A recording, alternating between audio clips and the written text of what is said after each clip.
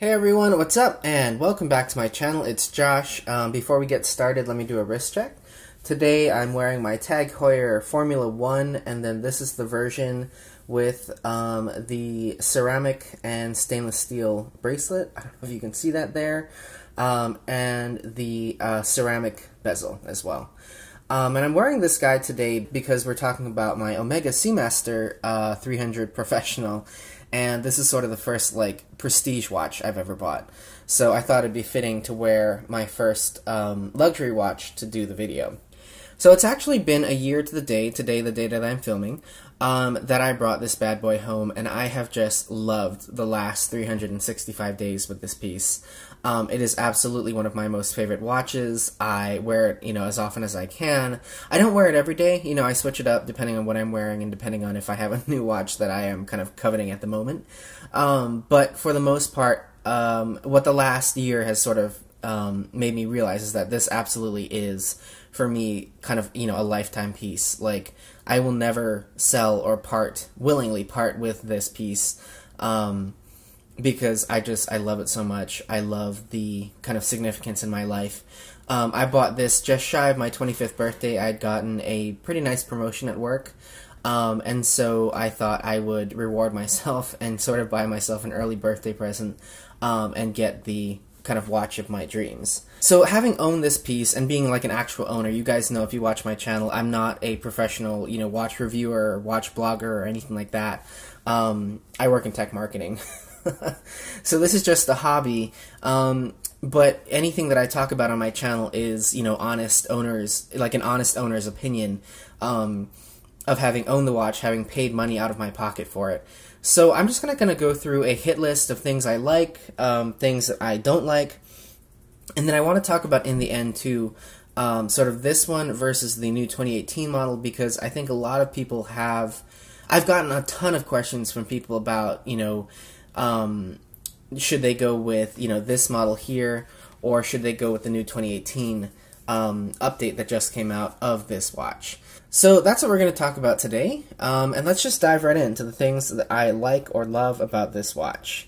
First thing, I love how timeless the design is. I love how it's immediately a Swiss diver, but at the same time, Omega's done a lot of small tweaks, I think, to the design of this watch to differentiate it from something like a Tudor or a Sub, or, every diver sort of looks the same, but I feel like Omega made some very distinct changes that make a Seamaster a Seamaster. So keeping with the design of this piece, I love the face. If you've watched my channel for any amount of time, you probably know that I am not a huge fan of sunburst faces. It's not that I don't think that they're beautiful, but I've seen a lot of them that are done kind of on the cheap. Like, there's a way to do it that, like Rolex. I mean, Rolex and the Sub, they do a beautiful sunburst face, and I have nothing against that. I just think that, for me personally, I prefer sort of a more minimal design, and so the fact that Omega has a lacquered face, like a solid black or blue, I mean, there's a blue version available, but they do a lacquered face, that's honestly really what sold me on this watch, because when I was looking to buy, I handled a bunch of watches in person, and I love the Tudor for its sort of, Rolex-y heritage. I like the fact that they use, Rolex movements. They're great watches, nothing against them, but when you pick up a Black Bay versus something like this, or like the actual Submariner, you do really start to notice that the Tudor is sort of lacking a little bit in terms of polish. This lacquered face is, it's beautiful. It is so perfectly done. It is so deep. Like, the blacks that you get off of this face are so incredibly deep, and it's like looking into like a well of ink for a, like a fountain pen, or looking into like a super beautifully polished piece of like black onyx or something like that. That is the level of depth, I think, that you get from this face.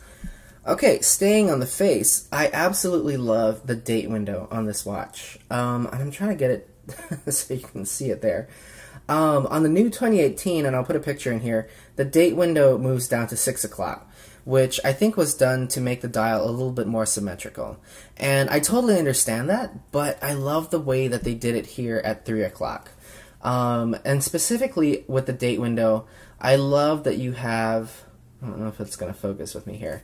I love that it has radius corners, so it's not just a square, cutout, rectangular cutout on the dial. They actually have radius corners on the opening. They have the little silver frame framing that date window. And then the edge of the date window, rather than just being kind of like a straight up and down cut, the edge is actually beveled. And then the edge, that beveled edge, continues sort of that lacquered, polished surface. And so to me, I mean, it's the smallest detail, but it's such a standout. You can kind of see it there, how the light is reflecting off of that, the polished bezel of the date window. Polished beveled edge of the date window. Okay, next up, I absolutely love the bracelet design on this watch. We have a 9-piece link that makes up the bracelet here. So it has some really nice, brushed surfaces, and then we have some polished surfaces. And what I like about it is sort of how it hides the wear and tear that, your watch will take in day-to-day life. So you can see, I mean, because we're looking up close under, pretty bright lights, that I have quite a bit of wear on this watch. And I don't, I don't really care. As you guys know, if you watch my channel at all, I don't baby my things.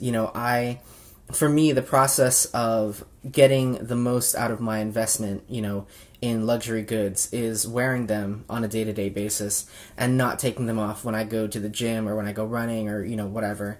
I don't baby them. I expect that if I'm paying this much for a piece of, like a luxury item of any sort, that it is, durable enough to hold up to my day-to-day life. And so you can see under close inspection that I've got a lot of wear and tear on this watch, a lot of wear on the bracelet, mainly just kind of like, scuffing and hairline scratches, nothing serious, but, again, just the sort of wear and tear that a stainless steel watch will pick up in day-to-day life if you wear it and love it the way that I do. But the bracelet design, to me, really kind of hides some of that in, just kind of everyday casual appearance.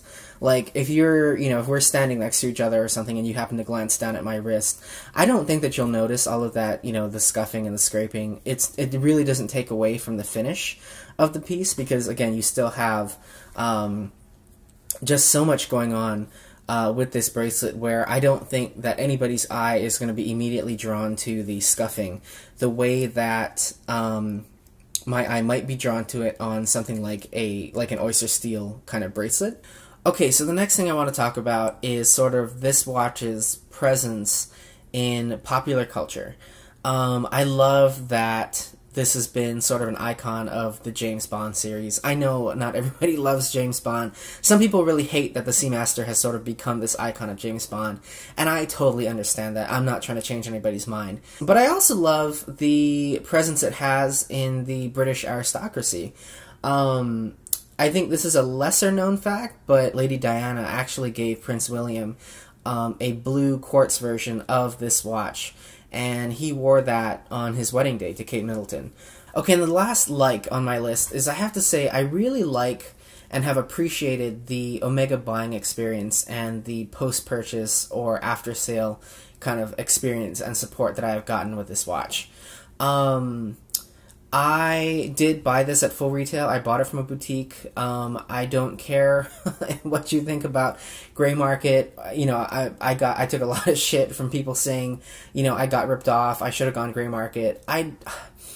Money for me was not an issue when I went to buy this watch. Like I said, I wanted it to be a lifetime purchase.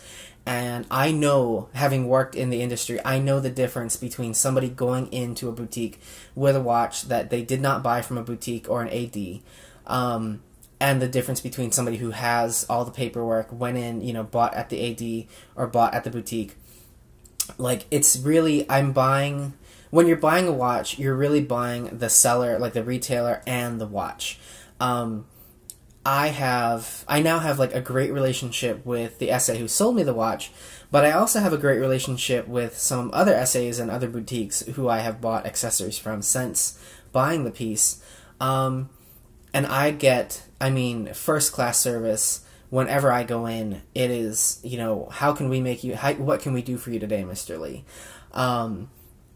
And not because I'm anybody special, but just because I now have that relationship from having bought, you know, the watch from a boutique and having that relationship with the SA. Those are things that I value. If you don't value them, that's totally fine, and I absolutely understand that. But for me, buying from a boutique was very important with this watch. Okay, now this is going really long, so I'm going to jump into the things that I don't like. Let me look at my notes here. Okay. First thing, I wish that they had done a 38mm version of this watch. This is a big watch. Let me quickly put it on the wrist here. Okay, so here it is on the wrist. This is the 41mm version, and so I have about 7-inch wrists, and this is just about perfect for me. I probably couldn't do anything bigger, to be honest with you. Like, this is a really big watch. It's only 41mm, but the whole package is very hefty, and so it does print very large on the wrist. I wish that they had done a 38mm version. I don't know what the sizes are for the 2018 model, but I know that this one came in like a 36 coaxial and a 41 coaxial. And I don't know, you know, for me, again, I wish that they had done something more like 40 or 38. That would have been perfect for me, although I know a lot of people love the size. A lot of people love, you know, the big divers like 42, 44. I don't. If you have really petite wrists, like I know some of the guys who watch my channel have like 6.5-inch wrists, you might actually look at the 36, and I know that that sounds small, especially for a men's watch, but the thing about this watch is it's one of those that prints a lot bigger than its dimension. Like, I have a 40mm Seiko that wears so much lighter and so much smaller. This one wears really, really large on the wrist. And so if you have, you know, smaller wrists, definitely check out that 36. Like, go into a boutique if you can, try it on in-store, and see how it fits, because I guarantee you, if a 41 or 42 is going to be too big for you, that 36 will probably be perfect. Okay, second thing, while I have the watch on, whilst I love the design of this bracelet, I wish that it tapered down. And what I mean is, if we look at the tag right next to it, you see how the bracelet here on the tag starts sort of wide at the case, but then it tapers down so that once you get to the clasp, you know, the bracelet is about probably 2 or 3 millimeters narrower here than it is up here. Where the Omega, this bracelet is, I believe it's 20 millimeters at the top, and it doesn't taper at all, so it's 20 millimeters at the wrist. And if you can see here, this clasp is really thick. So what that means is that, you know, when you're bending your wrist sort of like this, it can get sort of uncomfortable. Like right now, this is sized for me right where I would want to have a watch. If I were to go any larger, it would be too loose. But when I bend my wrist, you know, at a really sharp angle, I do feel my wrist bone, you know, putting pressure on the back of the case, and this position really does feel uncomfortable. It's not a deal breaker, and it shouldn't be a deal breaker for anybody, but I do notice it, like when I'm, you know, typing on my computer or, you know, doing whatever I am during the day. I do notice that sometimes, you know, this bracelet in particular can get very uncomfortable. And I know that there are a lot of people on my channel who complain and say that they can't wear heavier watches, and I absolutely understand that. So if you are thinking about this watch, I think you have two different options. You know, try it on in-store and see, because the bracelet also, by the way, has not changed for 2018. I think the design is a little bit flatter now, but in terms of the width, in terms of the way that it tapers, that has not changed at all. So you are going to get the same kind of effect. It is going to be a very thick, very heavy bracelet to wear, especially if you are very sensitive to those things. Okay, next dislike. I wish that I had the 8800 cal movement. And not because I really want the movement, but because I think it is really, really cool how the new 2018 model has the exhibition case back on the back, and you can really see the jewels and the decoration on that 8800 cal movement. The pre-2018, as you can see here, just has the basic screw-down steel case back. If you're wondering, by the way, where the waves on the face of the new one came from, they came from the back of this watch. So the Seamaster always has, oh my goodness, is it going to focus? The Seamaster always has waves on it, and, you know, to kind of represent that oceanic type, you know, purpose of the watch. With the new one, you know, they have the exhibition case back on the back, and so that means that they couldn't put the waves here on the case back, so that's why I think the waves now are on the face of that 2018 model. The exhibition caseback on the 2018, I have to say, is really beautiful. Like, when you see it in pictures, it is just as beautiful as it is in person. The way that Omega decorates their movements is, I mean, standout and stellar and beautiful. The one issue I have with the exhibition caseback, though, on that 2018 model, so I have gone into the stores, and I have seen it in a boutique. They have a scalloped edge around the exhibition window. And I'll put a picture in here of what that looks like. But they have a scalloped edge that sort of runs around the edge of the caseback. And again, you know, I was in the store having this one cleaned, and I tried on that 2018 model. I could feel that scalloped edge pressing into the skin on my wrist. I don't know if, you know, maybe I was just more sensitive to that than other people will be, but that edge, the scalloped edge, is kind of sharp. To me, after taking that one off and putting this one back on, the case back on this one is definitely more comfortable, I think, than that exhibition case back. That's, you know, again, personal opinion, and so go and try it on if you're interested in either one of these. But that was something that I noticed, and I think might cause discomfort if I were to wear that watch for a long period of time. But try it out and, you know, see what you think in person. And my final dislike is, let me set that guy down, I really don't like how expensive the Omega kind of accessories are.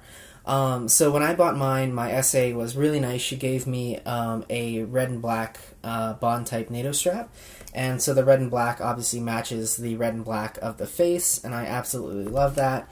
It says Omega here on the keeper, and it says Omega also, or it has the kind of like that emblem on the clasp. This is a really nice NATO strap, really, really beautifully done, really nice kind of fine weave of the nylon.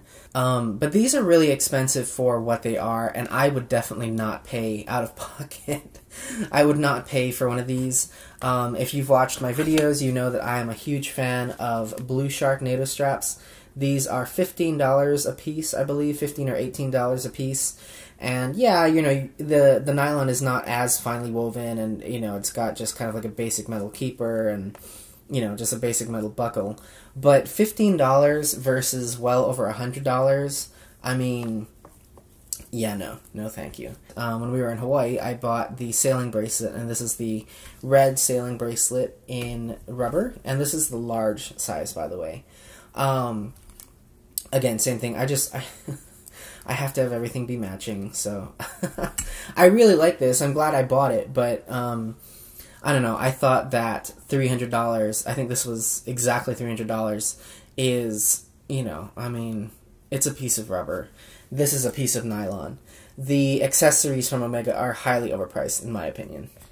Okay, and finally, I apologize that this has gone so long, but I want to talk about the pre-2018 version and the new 2018 version, because I've gotten a ton of questions from people asking, you know, in my opinion, do I think that they should go with the new one, or should they stick with, or should they try to get one of these before, you know, while they still can in a boutique?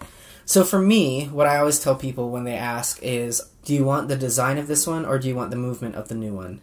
So that's a really subjective, you know, decision for you. Are you buying the watch for the movement, or are you buying it for the design? I kind of touched on this, but again, same thing. Like, does size matter? Try them on in store. I have to stress. So the new one is 42 or 42.5 millimeters, and some people, I noticed a difference when I put this one on. When I put mine on versus the new one, I did notice a difference between the size of this one and the size of that one. It's a little bit larger, it's a little bit thicker also in terms of the height of the case on the new one. It might not make a difference for you if you're not super sensitive to those things. I just noticed when I know exactly where, you know, when I can and can't go any bigger. And then the last thing I always say to people is, is this watch going to be an investment for you? And what I mean by investment is, are you buying it for the resale value? If you're buying it for resale value, that new one has, this one has an ETA-based movement. That one has a fully in-house movement. It's newer. It's a master chronometer versus a chronometer. So I think, strictly speaking, in terms of if you're buying this as an investment piece, not to wear but to sell down the line, then definitely go with the new one. But here's the thing about buying as an investment if you ever hear me just, call a watch like an investment, what I mean is that I've paid a lot of money to have something that I absolutely love and that I will wear for the rest of my life. So, to me, investment implies a return on that investment. The return on my investment is getting years, decades of use and joy and love out of this watch, where an investment to somebody else may be, well, I'm buying this to keep it, in a display case on a shelf, and, 10 years later I'll sell it for 10 times what I paid for it, or, whatever. And I understand that. I understand why people, buy watches as investments, but these are not any kind of, super sought-after watches. They are just, anybody can go into an Omega boutique and put down a credit card and buy one of these watches. You're not getting like an Hermes Birkin or, an Hermes Kelly or something like that, where you can immediately the next day turn around and sell it for, 150 to 200% of what you bought it for. So, tangent, I apologize. You guys know I love to talk. If you are buying this one, if you're looking for an investment piece that you can resell later, definitely go with the new one. It's got a better movement. It's a master chronometer. But make sure you get some enjoyment and joy out of wearing it while it's in your possession. So that's about it, guys. I apologize that this went so long. I will leave it at that. If you have any more questions or comments, put them down in the comments down below. I always reply to every comment as quickly and as thoroughly as I can. And I will talk to you soon. Take care.